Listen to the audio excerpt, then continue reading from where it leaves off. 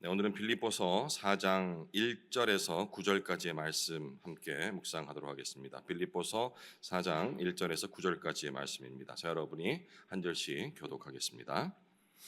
그러므로 나의 사랑하고 사모하는 형제들, 나의 기쁨이요 멸류관인 사랑하는 자들아, 이와 같이 주 안에 서라.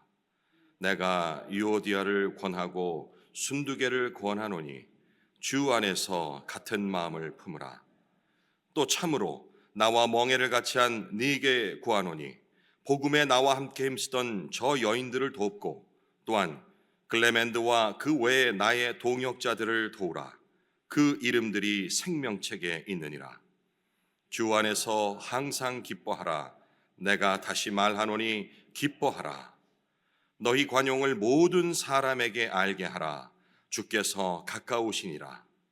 아무것도 염려하지 말고 다만 모든 일에 기도와 간구로 너희 구할 것을 감사함으로 하나님께 아뢰라. 그리하면 모든 지각에 뛰어난 하나님의 평강이 그리스도 예수 안에서 너희 마음과 생각을 지키시리라. 끝으로 형제들아, 무엇에든지 참되며 무엇에든지 경건하며 무엇에든지 오르며 무엇에든지 정결하며 무엇에든지 사랑받을 만하며 무엇에든지 칭찬받을 만하며 무슨 덕이 있든지 무슨 기림이 있든지 이것들을 생각하라. 너희는 내게 배우고 받고 듣고 본 바를 행하라. 함께요.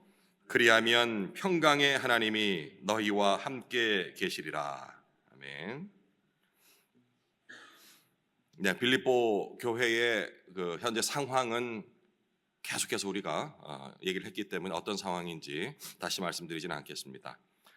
바로 한 절 한 절씩 본문을 한번 살펴보겠습니다. 1절, 그러므로 나의 사랑하고 사모하는 형제들, 나의 기쁨이요 면류관인 사랑하는 자들아, 이와 같이 주 안에 서라.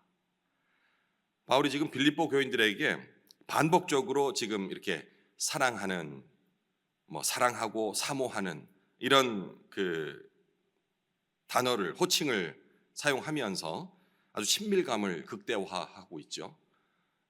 대화의 기법이라 볼 수도 있겠습니다만은 바울의 진심 어린 그런 마음이라 생각합니다. 이게 억지로 나와서는 몇 번씩 반복하기 쉽지 않거든요. 하는 나도 쑥스럽기도 하고. 그런데 그 마음이 계속 끌어넘친다 한다면 반복될 수밖에 없어요. 예. 기도할 때도 마찬가지고. 우리 불 꺼지고 나선 기도하면은 제일 먼저 들리는 단어가 어떤 단어인지 아세요? 우리 이 공간에 들리는 단어? 아버지라는 소리. 누가 하는지는 알죠? 예. 그게 그냥 나오는 거예요. 사랑하는 이렇게 나오듯이. 여기 면류관이라는 게 나와요. 면류관이 뭔지 아세요? 저는 면류관 했을 적에 여태까지 별 큰 생각 없이 면류관 이거 있죠. 그 월계관 마라톤 우승하면 나오는 그거랑 이미지를 같이 생각했는데 우리 계시록 그 강의할 때 목사님께서 뜬금없이 면류관이 뭔지 알아요? 이러는 거예요. 그래서 저는 월계관 말하는 거 아닌가 했는데 그게 아니고 이렇게 이 평평하게 왕이 쓰는 왕관이랑 좀 다르죠. 이거를 학사모랑 비슷할까? 하여튼 그런 걸 말씀한다고 그래요. 어쨌든 최고의 어떤 영예를 나타내는 것이라 생각할 수 있겠습니다. 바울이 이제 그렇게 나의 기쁨이고 면류관이고 사랑하는 자들 이에게 뭐라고 얘기합니까? 이와 같이 주 안에 서라라고 힘주어서 1절에 얘기를 하고 있죠. 선다라는 것이 넘어져 있다가 바로 일어서라라는 개념보다는 이렇게 딱 중심 잡고 딱 서 있으라. 흔들리지 말고. 이게 넘어졌다가 이제 일어서라라는 그런 개념이 아니고 딱 좌정해서 서라. 흔들리지 말고 주 안에서. 라는 그 얘기인 것 같습니다. 2절, 내가 유오디아를 권하고 순두개를 권하노니 주 안에서 같은 마음을 품으라. 자, 이 유오디아와 순두개가 뭔가 좀 문제가 있는 것 같습니다. 그죠? 앞에서도 그렇고 이 두 사람에게 권하는 거예요. 주 안에서 같은 마음을 품으라.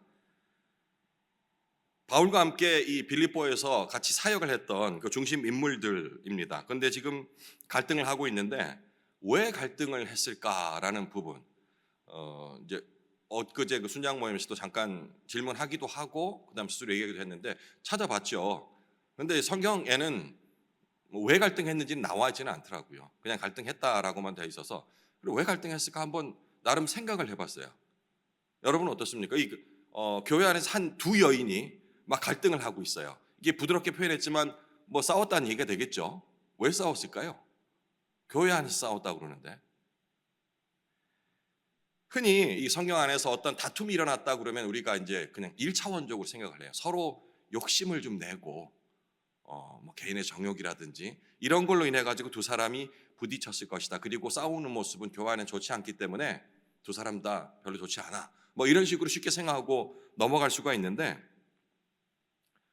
유럽 최초에 세워졌던 교회였고 그리고 바울이 여성이었지만 지도자급으로 같이 사역을 동행했던 사람들이 과연 개인의 정욕을 위해서 이렇게 막 싸웠을까? 그리고 이들은 헌신했어요. 그죠? 루디아를 비롯해서 이 여인들이 두드러집니다. 그러니까 바울이 처음에 빌립보에 갔을 적에 바울의 사역은 특징이 있는데 제일 처음에 방문하는 그 지역마다 제일 먼저 가는 곳이 회당이라고 사도행전에 보면 그렇게 돼 있어요. 그런데 빌립보에 갔을 적에는 회당이 없었어요. 회당이 없었다는 건 무슨 얘기냐면 회당이 세워지는 그 기본이 되는 것이 유대인 남자 10명, 여자는 그 당시는 아니잖아요.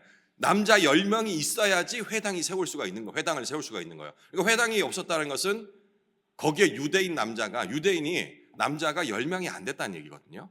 그래서 이렇게 빌립보에 여기 나오지는 않지만 사도행전에 보면 그래서 이 성 밖으로 나가가지고 강가를 거닐다가 자주색 옷감 장사 루디아를 만나고 그때 한 무리 여인을 만났다고 되어 있거든요. 거기에 루디아도 있고 요디아, 순두개 뭐 이런 여인들이 있었던 거예요.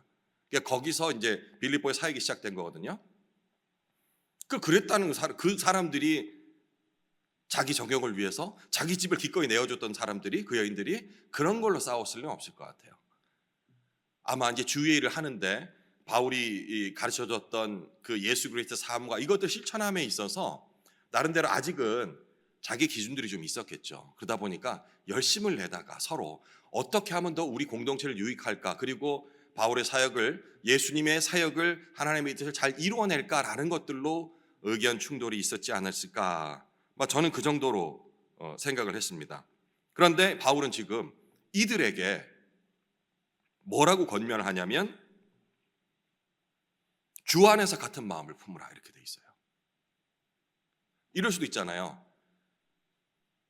예수를 믿는 우리들이 교회 공동체 안에서 서로 다투는 것은 좋지 않으니 화평하라 뭐 이렇게 얘기할 수도 있잖아요. 그런데 바울은 주 안에서 같은 마음을 품으라, 싸우지 말라 이 얘기가 아니고 같은 마음을 품으라고 얘기를 하고 있어요. 이게 같은 마음이라니 같다라는 것은 이제 그 일치된 걸 얘기하잖아요. 그러니까 또 이것도 그냥 싸우지 말고 민주적으로 서로 조금씩 양보해서 의견 합치를 좀 보도록 해. 너도 좀 양보하고 너도 좀 양보하고 이게 아니에요. 민주적으로 해결하라는 얘기가 아닙니다. 2장 5절에 언급을 했어요. 우리가 마땅히 내 마음속에 가져야 할 것은 주 예수 그리스도의 마음이다라고 앞서 강조를 했었거든요. 그러니까 이 같은 마음이라는 것은 예수 그리스도의 마음을 품으라는 겁니다. 그리스도의 일치라는 것이 자신의 감정이나 자존심을 내세우는 것이 아니고 그리고 또 소수의 의견도 존중을 해서 막 주장하지 말고 강압적으로 하지 말고 이런 민주주의적인 적용을 얘기하는 것이 아니라는 것을 생각을 해야 돼요. 왜 이렇게 강조하냐면 저 역시도 이렇게 서로 같은 마음 품고 사이좋게 지내고 뭐 이렇게 하면은 자꾸 내가 배워왔던 그 민주주의적인 방식을 자꾸 생각을 해요. 제가 민주주의가 좋지 않다는 얘기하는 게 아니고 거기에 빠지다 보면은 하나님의 뜻과는 전혀 상관없는 인간끼리 서로 조금씩 양보하는 이 정도의 수준에서의 화평을 자꾸 생각할 수 있단 말이죠. 그런데 바울이 얘기하는 것은 오로지 주님의 시선으로 서로를 바라보고 용납을 하라라는 얘기입니다. 3절 또 참으로 나와 멍에를 같이 한 네게 구하노니 복음에 나와 함께 계시던 저 여인들이라면은 지금 현재 이 구절상으로는 요디아와 순두개를 얘기하는 것 같습니다. 또한 거기다 더해서 글레멘트와 그 외에 나의 동역자들을 도우라. 이 두 사람을 얘기를 했는데 그 뒤에 붙여서 그 두 사람 싸우고 있으니까 어떻게 말려봐 이게 아니고 그 뒤에 글레멘트와 그 외에 나의 동역자들 자기와 똑같은 급으로 동역자라고 얘기를 해요. 이들을 도우라. 그 이름들이 생명책에 있느니라. 예, 멍에를 같이 한 네 개 이렇게 하면은 뭐 한 명 같기도 하고요, 그죠? 헬라어 원문에는 휘주게 뭐 이렇게 휘즈고스 뭐 이런 식으로 표현이 되어 있는데 뭐 어떤 학자들은 보니까 이게 고유명사다 뭐 얘기를 한 것도 있더라고요. 그래서 신기해서 이게 이름 그러니까 우리는 풀어서 얘기하니까 나와 멍에를 같이 한 네 개 이렇게 길게 되는데 근데 헬라어로는 한 단어니까 이게 이름처럼 사용돼서 어떤 한 특정 지도자를 얘기한 것일 수도 있다라고 얘기를 하는데 지금 보니까 시대적으로 주장한 걸 보니 현대 이 신학자들은 대부분 이게 그냥 고유 명사가 아니고 보통 명사라고 해서 이 사람들을 얘기하는 것이다라고 해석을 하고 있더라고요. 그들에게 요디아 순두계 그리고 클레멘트 외의 다른 동역자들을 돌보라고 이제 권면을 하고 있습니다. 생명책에 기록됐다라는 것은 더 설명이 필요 없겠죠. 하나님께 속한 참된 성도의 자격을 갖고 있다라는 그런 의미가 되겠습니다. 갈등이 있더라도 서로 동역자라는 개념으로 서로 돕는 개념으로 서로 격려하고 세우는 일이 중요하다라는 걸 강조한 문구 정도 생각할 수 있겠죠. 그리고 4절 주 안에서 항상 기뻐하라 내가 다시 말하노니 기뻐하라. 빌립보서 전체의 핵심적인 구절이라 할 수 있겠습니다. 또 바울의 개인적인 신앙 고백일 수도 있고요. 기뻐하라는 것이 단순한 그런 감정적으로 막 즐거워하라는 그런 것이 아니라는 거 알고 계시죠? 명령법을 사용해서 강조를 합니다. 어떤 것을 기뻐해야 되는가라는 부분을 그냥 우리 쉽게 생각하잖아요. 우리는 다 알 수 있는데 이건 역시 조금 의미를 두고 생각해 본다라면 굉장히 큰 감동이 되는 문구가 될 수 있어요. 한때 한 20여 년 된 것 같습니다. 여러분 다 기억하실 것 같은데 웃음 전도자라는 그 분이 계셨어요. 예, 아시죠? 어떤 여자분과 그리고 남자분. 제가 알기로는 크리스찬이라고 들었는데 제가 방송사 근무할 적에도 초대도 했던 것 같습니다. 이분들이 강연에서 줄곧 외치는 게 있었습니다. 즐거워서 웃는 것이 아니고 웃어서 즐거워지는 것이다. 그러니 어떤 상황을 보고 웃지 말고 그냥 웃어라. 그래 그분들은 말만 하면서 계속 웃어요. 근데 그걸 또 전국적으로 다 영향을 미쳐요. 종교를 초월해가지고 사람들이 만나면 웃읍시다 이러고 하는데 사실 저는 이렇게 공감되지는 않았어요. 이건 억지로 웃음도 아니고 무슨 말인지는 알겠는데 환경을 초월해서 왜 된다고 할 수 있는데 그걸 자꾸 이제 웃어라 억지로라도. 근데 아침에 할 얘기는 아닙니다. 그래서 자세히 얘기하지 않겠습니다. 이 두 부부의 결말이 전국 한 2, 3년 갔을까요? 강연을 다니면서 이분뿐만 아니고 지금도 마찬가지로 전 국민 대상 강연하는 목사님께서 이제 자주 얘기를 하세요. 그거 찾아 듣는 분, 근데 좀 부정적으로 들릴 수도 있는데 그 의미가 그렇습니다. 한 유행입니다. 그걸 듣지 말라는 저는 거기까지 얘기는 안 드리겠습니다만은 너무 거기에 빠지다 보면 우리 기뻐하라는 이 단어도 그냥 무턱대고 기뻐할 것이 없지만 그래도 기쁜 마음을 갖자 크리스찬이니까 우리 긍정적으로 이런 식으로 해석하면 그들이 외치는 것 웃어서 즐거워지는 것이다. 환경이 좋아서 웃는 것이 아니고 이런 식으로 곡해될 수 있기 때문에 아마 목사님이 이렇게 그런 거 보지 말라고 그냥 딱 얘기를 그냥 길게 얘기하면 복잡하니까 그냥 이렇게 말씀하시는 것 같은데 제가 받아들이고는 그 의미가 그런 거예요. 예, 그거 자체가 나쁘기보다는 자꾸 그게 이제 가시적으로 보기 쉬우니까 거기에 집중하다 보면 본디 우리가 하나님께서 말씀하신 그 의도를 못 깨달을 수 있다는 겁니다. 지금 바울이 말하는 것도 그런 관점이죠. 기뻐할 것이 없지만 기뻐하라. 이런 감정적인 얘기한 게 아니에요. 주 안에서 기뻐하라. 주 안에 있으면 기뻐할 수밖에 없다라는 얘기를 역설적으로 하는 거죠. 4절 말씀이 우리말로는 이제 주 안에서 항상 기뻐하라 내가 말하노니 기뻐하라 이렇게 순서가 되어 있는데 헬라어식으로 표현하면은요 이 순서가 아니에요. 카이레테 엔 큐리오 판토테 팔린 에로 카이레테. 이거를 외울 필요 없는데 발음이 정확했는지 모르겠습니다. 제가 배운다 읽긴 읽었는데 이 카이레테가 기뻐하라요. 주 안에서 항상 기뻐하라가 아니고 우리 번역을 하다 보니까 기뻐하라가 먼저 나와요. 목사님이 언젠가 그랬죠. 유럽권이나 서구 쪽에서는 말하는 방식과 우리 동양 거, 특히 한국에서 말하는 게 어순이 달라가지고 서로 문화적인 차이가 좀 있다고. 우리는 본론을 얘기할 적에 뭐 안 된다는 얘기를 하는데, 내가 있잖아, 그래 누굴 만났는데 머리 완전 장하게 하고서는 결국 뒤에 가서 그래서 좀 힘들 것 같아 이렇게 나오는데, 서양에서는 no 해놓고 그 다음에 왜 안 되는지 설명한다잖아요. 여기도 그 헬라어 어순도 그런 거예요. 가장 중요한 기뻐하라 라를 먼저 얘기해놓고 그 다음에 조건문이 되겠죠. 주 안에서 and curio, 큐리오가 이게 주를 얘기하거든요. 그 다음에 항상 다시 내가 말한다 기뻐하라, 이렇게 기뻐하라 기뻐라 앞뒤로 강조하면서, 이게 이제 자신들 표현 방법이에요.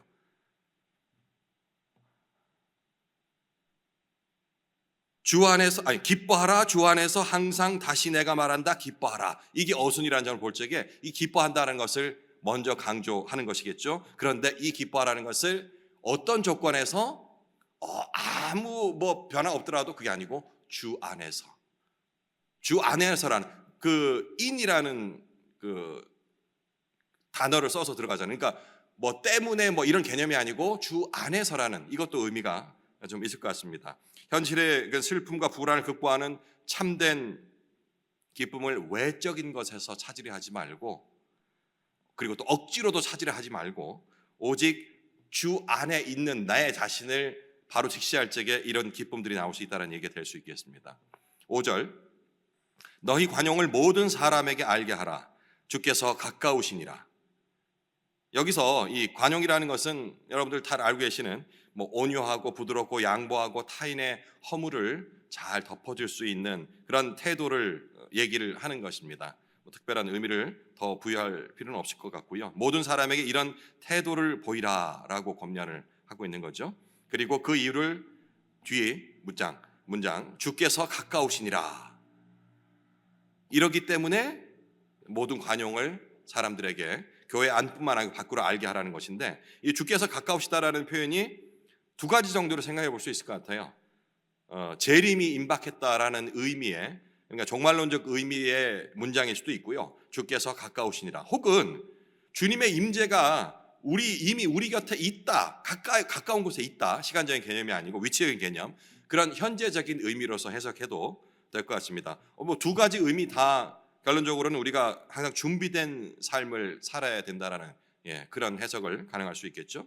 6절에서 7절, 이거는 우리 그 성가곡으로도 나와 있고 참 많은 분들이 이대로 이 가사 이 그 문장 그대로 노래를 부른 곡이기도 합니다. 아무것도 염려하지 말고 다만 모든 일에 기도와 간구로 너희 무할 것을 감사함으로 하나님께 아뢰라. 그리하면 모든 지각에 뛰어난 하나님의 평강이 그리스도 예수 안에서 너희 마음과 생각을 지키시리라. 아멘. 예. 바울은 당시 교인들이 겪었던 여러 불안과 두려움을 너무나도 잘 알고 있었죠. 아무것도 염려하지 말라는 그런 문장으로, 그런 단호한 명령과 함께 모든 문제를 풀어가는 해법을 기도와 간구, 그러니까 기도는 이거지 않습니까? 순장 모임 때도 나눴었는데 하나님과의 대화입니다. 순장님들 분들이 몇 분들이 말씀하세요. 근데 이게요, 아는데 기도조차 안 나올 때가 있어요. 그리고 순원들이 그렇게 얘기할 적에 참 뭐라고 답변을 해줘야 할지, 그래도 기도를 해야 해 라고 밖에 답을 못하는, 혹시 그것 말고 다른 좋은 뭐가 있을까, 아주 그 열띤 토론을 거의 한 7, 8분 이상 했던 것 같은데, 여러분 어떻습니까? 기도해야 되는 거 아는데 왜 한 번씩 경험해보잖아요. 기도조차 안 나오는 막막한 상황, 그런 거 경험해보신 분은 알 거예요. 그런데 그걸 순장님이나 아니면 사역자들에게 진짜 기도를 해야 되는데 기도할 힘도 없고요, 뭐라고 기도할지 모르겠어요 라고 이렇게 질문하시면 뭐라고 답하시겠어요? 이게 어떤 그 순장님이 그거 말씀하시더라고요. 그래, 주 하나님을 계속 외쳐라. 그래서 이제 막 처음에 본인은 너무 주술적인 거 아닌가 라는 생각이었지만, 그냥 또 사역자가 얘기한 거니까 그대로 순종을 하고서 뭐 거의 하루를 주 하나님 계속 외쳤대요. 그러고 났더니 마음속에 뭔지 모를 평강이 임해지고 몸이 차분해졌다라는 개인적인 경험을 얘기하던데, 그럴 수 있습니다. 그런데 한 가지 제가 드리고 싶은 말씀은, 그 순장님도 그 얘기를 들었지 주술적인 거 아니야? 그냥 주 하나님 외친다고 된다고? 라고 느꼈던 것처럼 다른 사람도 그렇게 느낄 수가 있어요. 그러니까 조금 더 친절하게 설명해 줄 필요가 있어요. 그렇게 하나님을 찾고 구하고 하는 과정 속에서 내 마음의 평강이 그냥 막 신비롭게 갑자기 마음이 쫙 편해지면 이런 게 아니에요. 내 사고 속에, 생각 속에, 마음 속에 하나님 말씀이 떠올라요. 누가 그 마음 주실까요? 성령님 주시는 겁니다. 이게 성경적인 거예요.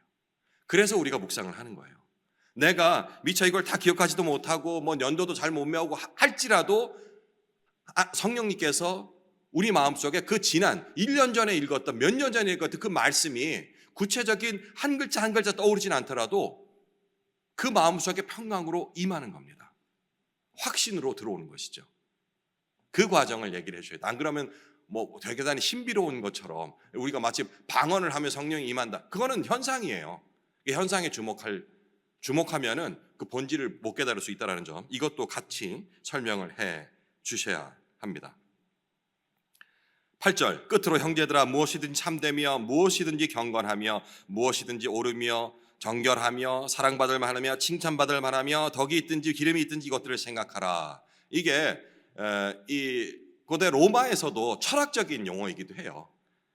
이제 좋은 것들이, 그러니까 세상의 좋은 가치들을 이 사람은 굉장히 높은 수준의 신앙이 아니고 마음 철학을 갖고 있다. 자기 말 하신다 할 적에 참되고 경건하고 옳고 정결하고 이 모든 항목들이 다 그런데 지금 이 비유를 든 것은 앞서 말씀드렸듯이 이 모든 것들이 주 안에서 이루어질 적에 된다는 겁니다. 지금 말한 거 있죠. 이게 다른 종교들에 봐서도 이 정도는 다 얘기합니다. 그리고 종교 생활하지 않는 사람이라도 굉장히 철학적으로 높은 가치관을 두고 있는 사람들은 이 정도는 다 실행한다는 거예요. 이게 중요한 게 아닙니다. 이것을 누구 안에서, 예수 그리스도 안에서 실천할 적에 비로소 의미가 있다는 것이죠. 그리고 9절 너희는 내게 배우고 받고 듣고 본 바를 행하라. 그리하면 평강의 하나님이 너희와 함께 계시리라. 예, 어제 목사님 말씀하셨어요. 이게 어느 정도의 자신감이 있으면 나를 본받아라라고 얘기를 할까 했는데 말씀하셨죠. 그러니까 그 나의 자신감 개념은 아닌 거예요. 내가 이만큼 잘했으니까 나 따라하는 게 아니고 내가 지금 하고 있는 이것이 무엇인지 예수 그리스도께서 본을 보이신 이 일을 따라하라는 거죠. 그죠? 예. 나를 본받으라는 것이 내가 얼마나 잘했는지 물론 그대로 행했죠. 그런데 자신의 어떤 그 자존감 높이고 자신감에서 나오는 고백이 아니고 내가 허투루 행하지 않은 1.1획도 어떠한 행동도 말도 주 예수 밖으로 벗어나서 뭐 예수님과 만난 이후에는 한 일이 없다라는 것을 강조를 하는 겁니다. 그렇게 하면은 평강의 하나님이 너희와 함께 하시리라. 그리고 여기서도 실천적인 부분을 봐야겠죠. 그죠? 그냥 생각만으로 끝나는 것이 아니고 그것들을 내가 행할 적에 비로소 평강이 임한다라는 얘기입니다. 단순한 심리적인 안정이 아니라 하나님의 임재 그리고 하나님을 실제로 경험하는 것은 내가 읽고서 여기 앉아서 예배당에 앉아서 다 깨닫는 것이 비로소 깨달았어. 도를 깨달았어. 이런 거랑 다를 바가 없어요. 그렇다면 이게 언제 임하느냐? 물론 1차원적으로 내 마음속 기도할 적에 그 평강이 임하게 되죠. 근데 그 평강의 완성은 깨닫는 바를 실천할 때입니다. 이게 중요합니다. 안 그러면 교회 안에서 우리들끼리 그냥 서로 좋다고 서로 칭찬하고 이 정도로 끝나는 거예요. 그런데 교회 밖으로 나가서 이 배운 것을 깨달은 것을 실천할 때에 비로소 그 내려오던 평강이 실체적으로 임할 수 있다는 겁니다. 나뿐만 아니고 그 실천을 바라본 사람들 그리고 그 실천의 혜택을 입은 사람들이 동일한 평강을 누리게 되는 것입니다. 오늘 본문은 우리에게 몇 가지 중요한 묵상 포인트를 또 삶의 적용점을 제공한다라고 생각합니다. 한 4가지 정도로 다시 한번 짚어보겠는데요. 먼저 관계의 회복성을 얘기를 하고 있습니다. 우리 공동체 안에 불화, 오해가 있을 때 이건 없을 수가 없습니다. 왜? 완전하지 못한 우리의 마음, 어떤 사람 누가 잘못됐다기보다는 서로 잘 해보려고 하는 과정 속에서 반드시 필연적으로 오해되는 부분들이 생기거든요. 이때 그리스도의 마음을 품고 용납하고 일치를 이루기 위해서, 관계를 회복하기 위해 노력을 해야 한다는 겁니다. 두 번째로는 기도의 삶입니다. 염려는 언제 생깁니까? 아이러니하지만 기도하지 않을 때, 내가 반드시 바라야 될 것을 바라보지 못하고 시선을 조금만 다른 것으로 옮기면 염려가 생깁니다. 왜? 세상 것으로는 만족이 될 수가 없거든요. 그러니 내가 한 곳, 오직 우리의 표대를 바라보는 시각에서 잠깐 눈을 돌리는 순간 염려는 찾아옵니다. 이게 시선을 돌린다는 게 무슨 의미냐면요, 기도를 열심히 안 할 때예요. 바빠서, 혹은 기도는 맨날 해요. 나 맨날 하는데요. 그런데 영혼의 기도가 아닌 습관적으로 내뱉는 단어의 조합, 10분을 하더라도 30분을 하더라도 거룩하신 하나님 이곳에 임하시어서 그냥 이 내 마음에 영혼의 고백이 아닌 그저 읊조린다니까 그것 말고 그냥 표현할게요. 뇌까리는 이런 단어들의 조합으로서는 영혼의 호흡이 이루어질 수가 없습니다. 이 기도가 끊어지면 염려가 생기는 거예요. 그러니 기도하라는 수밖에 없죠. 그죠? 그렇게 되면 평강으로 이어진다라는 것. 그리고 우리 내면의 관리 부분들도 한번 생각해 볼 수 있겠는데, 주로 이제 삶의 모든 영역에서 이 고대 그리스의 철학이기도 했지만, 어찌 보면은 우리 인간 모두에게 보편적으로 요구되는 양심적인 내용들이 될 수 있습니다. 참되고 선한 것을 선택하려는 이것은 훈련을 통해서만 가능한데, 신앙은 결국 우리의 생각하라라고 얘기했던 아까 그 철학적인 내용들이 있죠. 그리고 선택하고 실천해야 되는 부분들. 마지막 이 실천 부분이 오늘 본문에서 우리가 마지막으로 생각해 봐야 될 부분이겠죠. 실천적인 신앙. 듣고 배우고 받은 복음의 그러한 진리를 나 안에서 깨달음으로 가는 것은 결코 오래 간직할 수 없습니다. 그리고 늘 똑같아 보여요. 목사님 하신 말씀이 똑같죠. 맨날 같은 얘기만 하니까. 그것이 새로워지려면 내 안에 머무른 것이 아니고 흘려보내야 돼요. 밖으로 흘려보내야 내 안이 비워지지 않겠어요? 비워지면 또다시 채워집니다. 같은 말씀이 새롭게 또 다가와요. 왜? 이미 받은 그 말씀으로 나는 실천을 했기 때문에. 이런 실천적 신앙이 있을 때 우리 안에 참된 평안이 완성이 돼가는 것입니다. 이제 개인적으로 묵상을 이어가실 때, 예상치 못한 상황에서 닥친 그런 문제 앞에서 염려 대신 기도하고, 그리고 감사할 수 없는 상황에서 감사를 바라볼 수 있는 시각의 변화를 통해서 감사로, 또 그리고 서로 열심을 내겠다라고 했지만 의견의 일치가 보여지지 않을 때, 오해가 쌓일 때, 그때 내가 진정 말하고 주장하는 것이 그리스도의 마음을 가지고 하는 것인가 생각하고요. 그렇게 되면 관용이 이어지겠죠. 나태함 대신 적극적인 실천, 그리고 이 모든 것이 주께서 이루어 가신다, 주 안에서 우리를 통해 이루어 가신다라는 확신, 그런 소망을 가져야 함을 생각하면서 길지 않은 오늘 본문을 다시 한번 개인적으로 묵상 이어가시겠습니다.